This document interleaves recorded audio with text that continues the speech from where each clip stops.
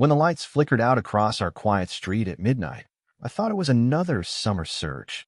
But then I saw the glow of Karen's Tesla plugged into my outlet, humming like it owned the place. That was the night I decided to stop being her power source and become her lesson. I'd only been living in that neighborhood for 6 months, but it already felt like home. The kind of suburban street where lawns were trimmed to perfection, mailboxes matched, and the HOA practically worshipped uniformity. I bought my house because of its quiet charm and the big oak tree shading my driveway. Everything seemed perfect until Karen introduced herself. She was the self-appointed queen of the HOA. All smiles and rules printed on glossy brochures. "We keep this community running smoothly," she said, handing me a welcome packet thicker than a novel. At first, I thought she was just overly organized. But over time, I realized she wasn't keeping order. She was keeping control. Still, I stayed out of drama. I worked from home as an IT consultant, minded my own business, and just wanted peace. That peace didn't last long. It started small. I'd wake up and notice my outdoor plug slightly loose, my smart meter showing strange overnight spikes. Then one night, I saw it, the sleek black Tesla parked halfway up my driveway, a charging cable trailing to my outlet. Karen was sitting inside, scrolling her phone like nothing was wrong. I walked out, still half asleep, and said, "Excuse me, why are you plugged into my power?" She smiled sweetly and said, "Oh, don't worry. The HOA approved shared outlets for EV owners." I didn't recall voting on that. When I checked, no such policy existed. The next morning, I found a neatly folded note taped to my door. "Community cooperation makes us stronger. HOA President Karen." My jaw tightened. I filed a formal complaint, and the next week, my trash bins mysteriously went missing, and I received 3 violation letters for grass length, mailbox color, and unapproved garden decorations. Coincidence? I didn't think so. A few days later, while mowing my lawn, my elderly neighbor, Mr. Dawson, waved me over.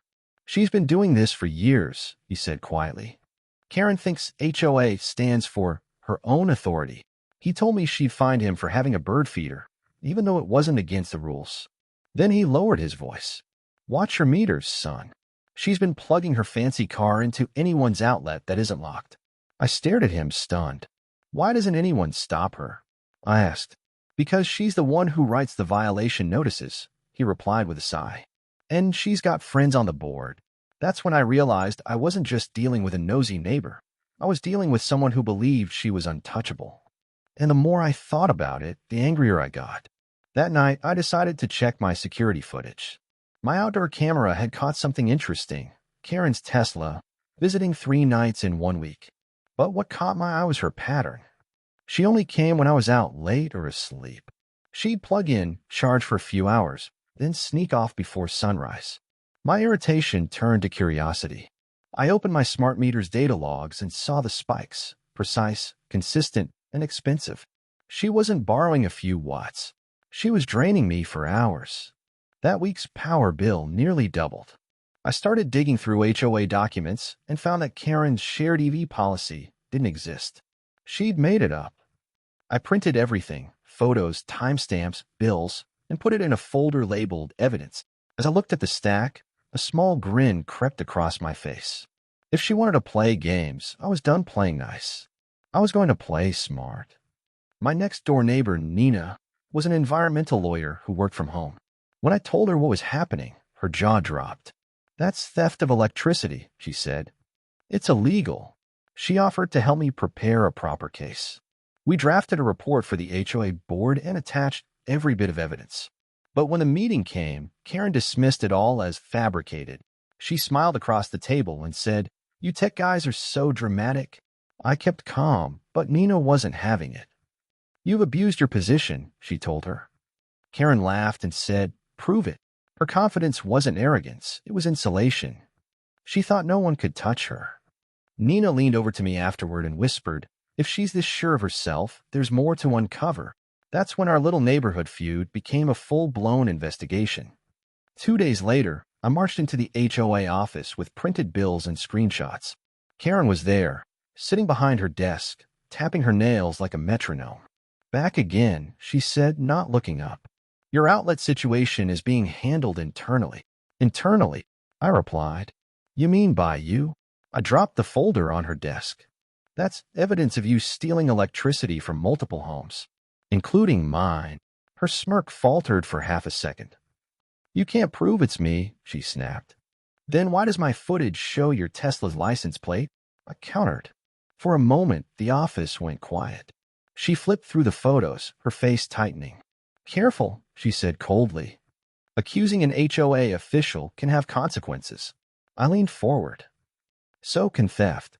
I walked out before she could respond, leaving her staring at the folder. That night, I found 2 more violation letters in my mailbox. It was war now. If Karen wanted a fight, she'd get one on my terms.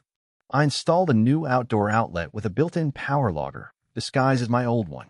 It would record any time something was plugged in, how long it drew power, and the amperage. I paired it with a small camera hidden behind my flower pots. Then I waited. Sure enough, 3 nights later, her Tesla rolled up again. She plugged in, unaware that every second was being recorded, video, audio, and current usage. When she left, I reviewed the footage. Perfect. I emailed it directly to the entire HOA board, the property manager, and our local utility company. The next morning, the neighborhood chat exploded. Who's been using other people's power? Did Karen really do this? Her silence was louder than any denial.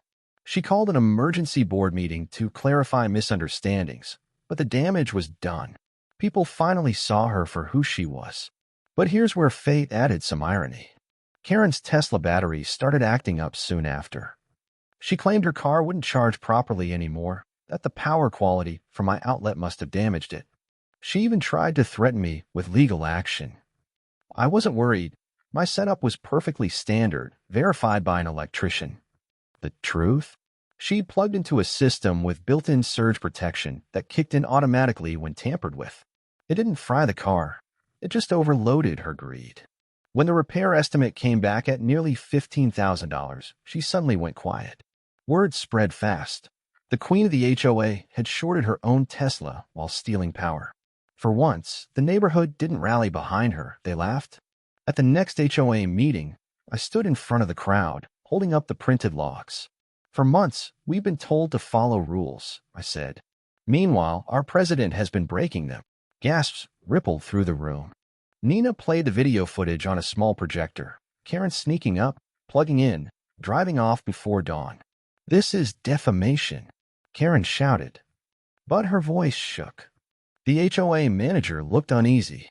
Is this real? He asked. All verified, Nina replied. The crowd erupted in whispers. One by one, neighbors who'd been silent began speaking up about unfair fines, missing community funds, and Karen's bullying. Finally, the board voted to suspend her pending investigation. Karen stormed out, muttering threats, but everyone could see it. Her empire had fallen. Justice, finally, wasn't loud. It was calm, confident, and undeniable. 2 weeks later, the HOA voted Karen out completely. She tried to fight it, but the evidence was overwhelming. I was refunded for every stolen dollar, and the board approved new security measures to prevent future abuse. The neighborhood actually felt peaceful for once. People waved again, chatted across lawns, and even joked about free charging Fridays. Karen's Tesla was gone. So was her arrogance. For the first time since moving there, I felt like I actually belonged, not because I won, but because we all stood up together. Grandpa always said, electricity reveals truth. It flows where it's earned.